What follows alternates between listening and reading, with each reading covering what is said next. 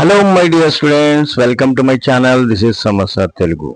आज के हमारे 10th class second language Telugu lesson number 5 बकासुरुडी विंदु पार्ट 3 में हम आज की क्लास की शुरुआत करें। चलिए, क्लास की शुरुआत करने से पहले इससे पहले ये स्क्रीन टेक्स्ट हो जाता, सब लोग एक दूसरे को बात कर लेते हैं। तो लीला के डैडी 2 एकड़ की जमीन गांव में रहे तो बेचने के लिए चले जाते हैं, डवरी देने के लिए 10,000 का डवरी पूछता है लड़का। तो वो डवरी देने के लिए वो गांव में 2 एकड़ की ज़मीन थी, तो वो ज़मीन बेचने के लिए चले जाते हैं और बेच के वो वापस आ जाते हैं। तो वापस आते ही और लीला के मम्मी सुशीला ये सुधाकर को आपके लिए एक चिट्ठी आई है, तो वो चिट्ठी क्या चीज़ है उसके बारे में ज़रा एक बार देखिए बोल के बताए। तो ये सुधाकर राव क्या करता, सीधा अलमारा के पास जाता, जाके वहाँ से एक चिट्ठी निकाल के पढ़ना शुरू करते रहता। चलिए हम क्लास की शुरुआत कर लेते हैं। क्लास में श्री सुधाकर राव गारी की, ये बच्चे का नाम है सुधाकर राव गारी की। ये सारी चीजें मैं जो भी बताते जा रहा हूँ, ये लीला, नारायण राव, सुशीला, सुधाकर, ये आपके आने वाले भाषा भागालों में नाव वाचकम से रिलेटेड वाले टॉपिक में ये पूछा जाता। तो तमाम स्टूडेंट्स इसको गौर व फिक्र करिएगा क्या। तो श्री सुधाकर राव गारी की नमस्कारम। सुधाकर राव जी आपको नमस्कार। నా ఎత్తుపల్ల మీద మీరు కామెంట్ విసిరినప్పుడు मेरे ऊंचे दांतों के ऊपर आप కామెంట్ छोड़े थे। మీరు కొంచెం సోషల్ గా ఉంటారనిపించింది। आप थोड़ा सोशल मेंटालिटी रहती बोल के, हंसी मजाक करने वाले रहते बोल के ऐसा समझा। తర్వాత తెలుపుదామని బెట్టు చేయకుండా పెళ్లి చూపుల రోజే మీ అభిప్రాయం నేను నచ్చాలని చెప్పడం దాన్ని బలపరిచింది।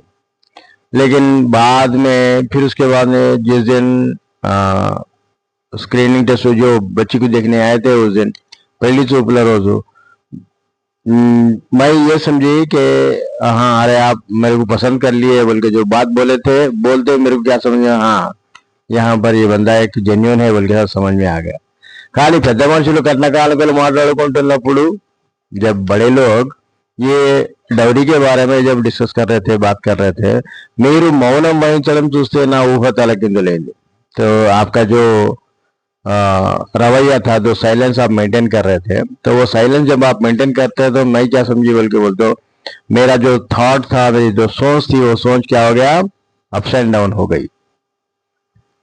यानी मैं क्या सोची थी, आप सोशल रहते, चलो आप कॉमेडी उमेडी कर लेते, इस तरीके से आप सोशल एस्पेक्ट्स आप में दिखाई दे दिए और जैसा आप मेरे को पसंद करे बोल के बोले थे, तो वो रवैया कुछ अलग था। लेकिन जब बड़े लोग बात कर रहे थे, तो जब आप खामोश थे, तो वो मेरे को अपसेट करने लगा। మీరు చదువుకున్నారు, పढ़ लिखे ఉద్యోగం చేస్తున్నారు, नौकरी भी कर रहे, వెనక స్థిరాస్తి ఉంది, उसके पीछे आपको इमूवेबल प्रॉपर्टीज है, जैसा कि खेता, जैसा कि घर, ये पूरे मूवेबल प्रॉपर्टी, इमूवेबल प्रॉपर्टी, ये 2 चीजें थे। మీకెందుకు ఇంకా మీకు కాబోయే భార్య సర్వలాంఛనాలతో రావాలన్న కోరిక।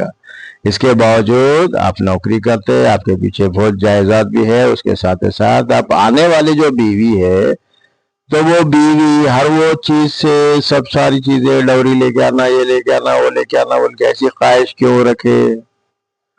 మా స్థితిగతులు ఏమిటో మీకు తెలియకపోతే నేను చెప్తాను। अगर हमारे सिचुएशंस के बारे में अगर आपको नहीं मालूम है तो मैं बताऊंगा। మా నాన్నగారు మధ్యతరగతి గృహస్థు, तो हमारे जो डैडी है, हमारे फादर है, वो मिडिल क्लास फैमिली से रिलेटेड।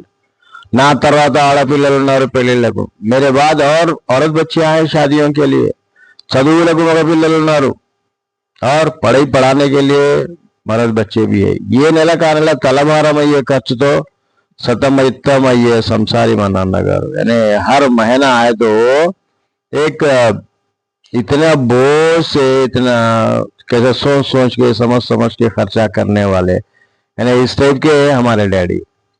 అతని నుండి మీరు 10,000 కట్నం కట్టరా అడిగారట। तो उसके बावजूद भी आप उनसे आप 10,000 का डवरी पूछ रहे, ఎక్కడి నుండి తెస్తారు అంత డబ్బు, कहाँ से लाएंगे उतना ज्यादा अमाउंट। తిండి గింజలకు ఆధారమైన పొలం అమ్ముతున్నారు, हमारी जो खाने के लिए जो हमारा जो जरिया है, वो जरिया क्या है? हमारा खेत है। तो वो खेत उसको भी बेचना पड़ रहा ना। ఒక్కదాని పెళ్లికే ఈ ఆస్తి అమ్మితే सिर्फ मेरी एक शादी के लिए ये पूरी जायदाद अगर बेच दिए, ముందు పిల్లల భవిష్యత్తు ఏమిటి? आगे आने वाले दिनों में बाकी के बच्चों की भी जिंदगी क्या रहेंगे, उनका फ्यूचर क्या रहेगा, उनको क्या रहने वाला है। భారతంలో ఒక కథ ఉంది. तो महाभारत में एक स्टोरी है. बकासुरुడు అనే ఓ రాక్షసుడు ఉంటాడు.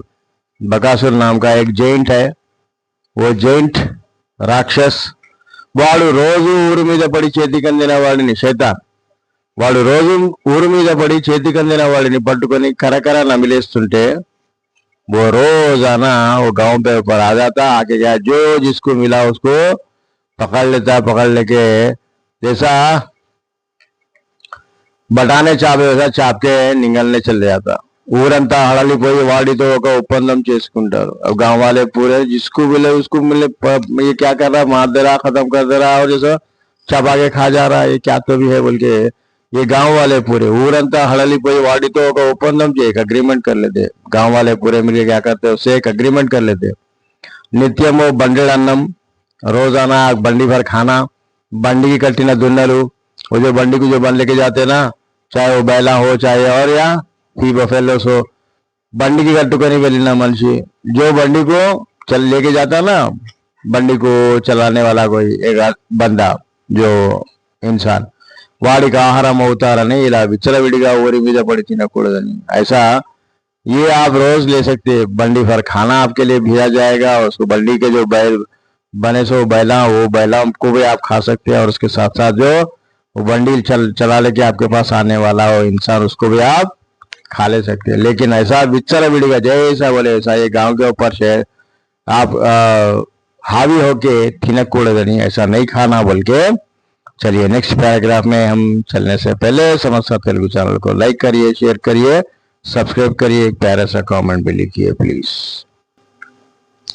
बकुड़ू ఒప్పుకుంటాడు. तो इस तरीके से वो बकासुर जो जैंट है, वो शैतान और राक्षस क्या करता, ठीक है बोल के అగ్రీ कर लेता. बकुड़ी बिंदु बंतु प्रकारम नित्यम ఒక్కో ఇంటికి వస్తూ ఉంటుంది. अब इसका ये एग्रीमेंट के हिसाब से डेली किसी न किसी एक घर के ऊपर ये बला आती रहती थी. వంతు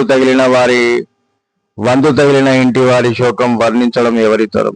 जो जिस घर पे ये बला आती है, तो अब उस घर में क्या मातम रहता होगा, क्या कैसा रहता होगा, उसके बारे में डिस्कस करना है, वो किसी के बस की बात नहीं है. అలాంటి శోకమే ఇప్పుడు ప్రతి ఆడపిల్ల తల్లిదండ్రులు అనుభవిస్తున్నారంటే అతిశయోక్తి కాదు. जो वैसी जो परेशानी है, वैसी जो बला आज के जमाने में हर घर के जिस घर में औरत बच्चियां है, ఆడపిల్ల తల్లిదండ్రులు, औरत बच्ची के माँ बाप, जिस जमाने में जो बकासुर के वैसा जो परेशानियां झेलना पड़ रहा था, लेकिन आज हर घर में हर माँ बाप, जिनके माँ बाप औरत बच्ची के जो माँ बाप है, वो लोगों के पास वो लोग भी यही टाइप का प्रॉब्लम फेस कर रहे. तो इसमें कोई दोहराई नहीं.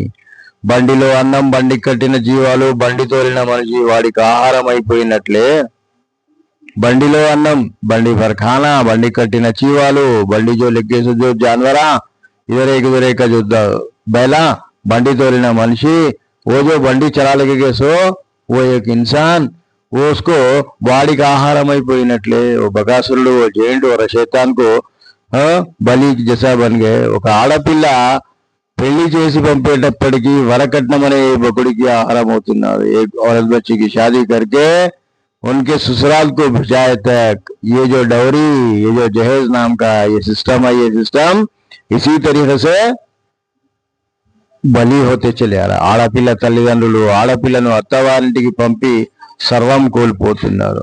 औरत बच्ची के माँ बाप क्या कर रहे हैं, तमाम दे दे के ये दे रहे हैं, वो दे रहे हैं, ऐसा दे रहे, वैसा दे रहे, ये कर रहे, वो कर रहे, वो चीज करते हुए दुनिया पूरी उस तरीके से वो हर वो चीज अपना पूरा का पूरा खो बैठ रहे.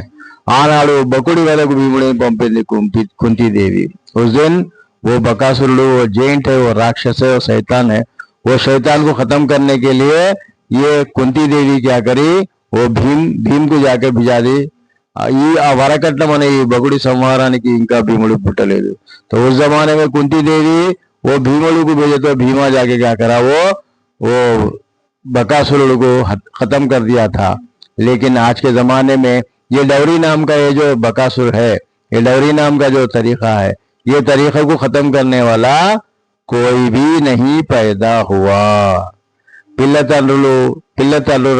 తల్లిదండ్రుల శాపనార్థాలేవి ఈ బకుణ్ణి కించిత్ కూడా బాధించడం లేదు। తల్లిదండ్రుల శాపనార్థాలేవి ये बच्चों के माँ बाप के बच्चे के माँ बाप के जो भी बदुआएं कुछ भी ये बकुन्नी किंचित కూడా कुछ भी असर नहीं पड़ रहा, कुछ भी फर्क नहीं पड़ रहा। వాడు విజయ గర్వంతో విగిపోతూనే ఉన్నాడు।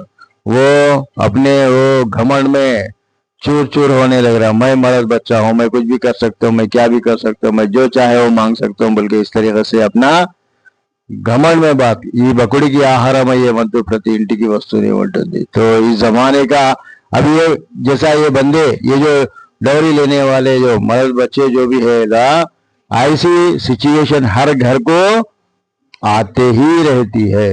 మిమ్మల్ని సంస్కారం చూపమని అడగడం తెలివి తక్కువ, आप हम पे रहम करो या नहीं तो हमारे ऊपर ऐसा करो, बल्कि आपको पूछना हमारी बेवकूफी है। సంస్కారం చూపమని అడగడం తెలివి తక్కువ, हमारी बेवकूफी। స్త్రీకి పురుషుడి అండ ఎంత అవసరమో అతడికి ఆమె తోడు అంతే అవసరం। एक लेडी को जेंट्स की जरूरत कितनी है कि उतनी ही जरूरत मर्द की भी जरूरत है। मर्द को औरत की जरूरत कितनी है कि औरत को मर्द की जरूरत भी उतनी ही रहती। ఈ తతంగానికి ప్రతి మధ్యతరగతి కన్యాదాత బలైపోతున్నాడు। ये सिचुएशन को हर एक मिडिल क्लास फैमिली का फादर हो या बच्ची वाले पेरेंट्स हो, वो लोग బలైపోతున్నారు, బలికే బకరే బన్ जा रहे हैं। వివాహపు తంతు ముగిసేసరికి ఇరువైపులా ఎంత మిగులుతుందని చూసుకుంటే, विवाहపు తంతు ముగిసేసరికి अब ये शादी हो जाती, सब हो जाती, अब सब हो गए, बाद में उधर साइड पे कितना बचा, इधर साइड पे कितना बचा, आपको क्या मिला, हमको क्या मिला, देखे तो वधु वंटी మీద కొద్దిగా నగలు, दुल्हन के जिस्म पे थोड़े से నగలు ఆర్నమెంట్స్, పట్టు చీరలు, పట్టు శారీస్, వరుడికి సూటు బూటు గడియారం లాంటివి।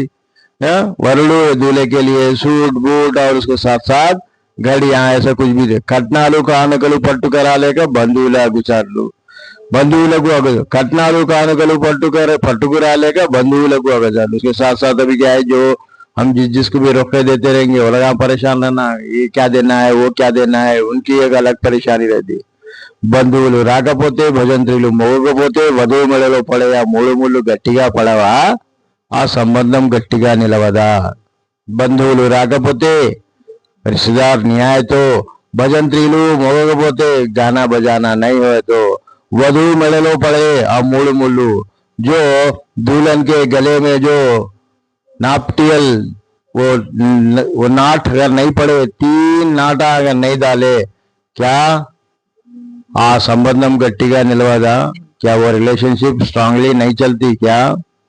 तो इस तरीके से वो लेटर में ये तमाम चीजें इसके अंदर लिखी गई थी।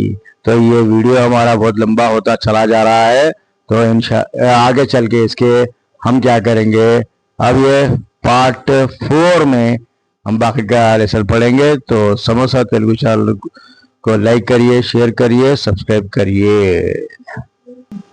एक प्यारा सा कमेंट लिखिए समोसा तेलुगु चैनल को। तमाम 10th क्लास पढ़ने वाले स्टूडेंट्स तक हमारे वीडियो को शेयर करते रहिए। Thank you for watching.